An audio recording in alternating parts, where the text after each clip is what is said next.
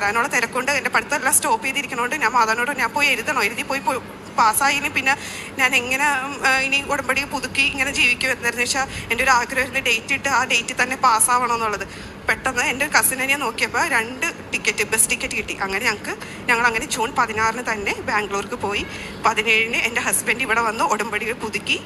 ഞാൻ എക്സാം എഴുതുമ്പോൾ ഹസ്ബൻഡ് ഇവിടെ വന്ന് പുതുക്കി. അപ്പോൾ എൻ്റെ ഹസ്ബൻഡിന് തിരി പിടിക്കാനുള്ള അനുഗ്രഹം കിട്ടി. അതെനിക്ക് ഭയങ്കര ഒരു അത്ഭുതമായിരുന്നു. ഞാൻ എക്സാം എഴുതിയ സമയത്ത് ഹസ്ബൻഡ് ഇവിടെ വന്ന് പുതുക്കുകയും ഞാൻ എക്സാം എഴുതി. എനിക്ക് 7 എന്നുള്ള കമ്പ്യൂട്ടറാണ് കിട്ടിയത്. അപ്പോൾ തന്നെ എനിക്ക് മനസ്സിൽ തോന്നി എൻ്റെ മാതാവ് എൻ്റെ കൂടെ ഉണ്ട്, അതായത് എനിക്ക് 7 എന്നുള്ള നമ്പറുള്ള കമ്പ്യൂട്ടർ എനിക്ക് കിട്ടിയെന്ന്.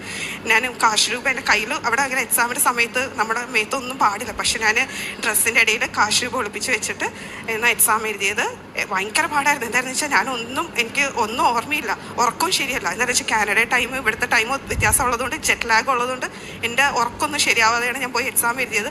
ഉറക്കം തൂങ്ങിക്കൊണ്ടിരുന്നാൽ ഞാൻ എക്സാം എഴുതിയത്. എനിക്ക് തന്നെ അറിഞ്ഞൂടെ എന്തൊക്കെ ഞാൻ എഴുതി വെച്ചാൽ വായിച്ചിട്ട് പോലും ഒന്നും മനസ്സിലാവരുതിരുന്നാൽ എക്സാം എഴുതി.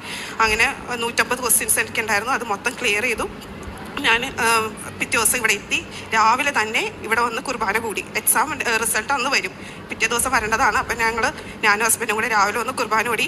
കുർബാനയ്ക്ക് ഇങ്ങനെ ഇരിക്കുമ്പോൾ ഞാൻ മാതാവിനോട് പറഞ്ഞു, ഇന്ന് ജോസഫച്ചനാണ് കുർബാന അർപ്പിക്കാൻ വരുന്നെങ്കിൽ ഉറപ്പായിട്ട് ഞാൻ എക്സാം പാസ്സാവുമെന്ന്. അതേപോലെ തന്നെ ജോസഫച്ചനാണ് വന്നത്. വന്ന വഴി എൻ്റെ മുഖത്തേക്ക് അച്ഛൻ നോക്കി. അപ്പം തന്നെ എനിക്കൊരു ഇതായി, എന്തായാലും ഞാൻ പാസ്സാവും, അച്ഛൻ എൻ്റെ മുഖത്തേക്കൊന്ന് നോക്കിയല്ലോ എന്ന്.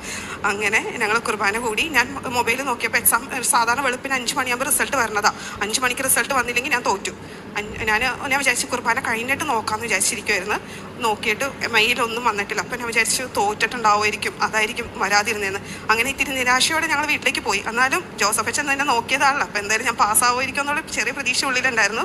ഉച്ചയ്ക്ക് 1 മണിയായപ്പോൾ റിസൾട്ട് വന്നു. ഞാൻ പാസ്സായി. മാതാവിൻ്റെ അനുഗ്രഹം കൊണ്ടാണ് ഞാൻ പാസ്സായത്. അല്ലാതെ എൻ്റെ മെറിറ്റ് കൊണ്ടല്ല. എന്താണെന്ന് വെച്ചാൽ അങ്ങനെ പഠിക്കാനുള്ള സമയവും കിട്ടിയില്ല. പിന്നെ എൻ്റെ മകന് വിക്കുണ്ടായിരുന്നു. ഞങ്ങളിവിടെ വന്ന് ഒരു 2019 വന്ന് ജോസഫച്ചൻ്റെ അടുത്ത് വന്ന് പറഞ്ഞു, അച്ഛൻ എൻ്റെ മോന് വിക്കുണ്ടെന്ന് പറഞ്ഞ്. അച്ഛൻ അവൻ്റെ അവൻ്റെ തലയിൽ തൊട്ട് പ്രാർത്ഥിച്ചിട്ട് പറഞ്ഞു, ധൈര്യമായിട്ട് നീ പോയിക്കോ, അവൻ്റെ വിക്ക് മാറിക്കോളൂ എന്ന്. അന്ന് രാത്രി എൻ്റെ കൊച്ചിൻ്റെ വിക്ക്